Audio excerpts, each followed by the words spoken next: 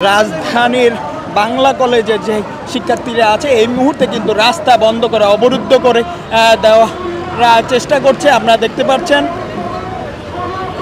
এর আগে বলে রাখি এমপি নিখিল সহ অধ্যক্ষের যেই বৈষম্য বিরোধী অর্থাৎ কোটা আন্দোলনে যে শিক্ষার্থীরা আছে তাদের কে নির্মূল করার যে শপথ নিয়েছিল এবং তার আন্দোলন অবস্থায় নির্মূল করার যে চেষ্টা চালিয়েছিল তার জন্য কিন্তু প্রতিবাদ তুলেছে এবং প্রতিবাদ তুলে তারা অধ্যক্ষের পদত্যাগের দাবিতে কিন্তু আওয়াজ তুলেছে এবং রাস্তা বন্ধ করে দেওয়ার একটা চেষ্টা চালাচ্ছে। আমরা যদি দেখানোর চেষ্টা করতে এই মুহূর্তে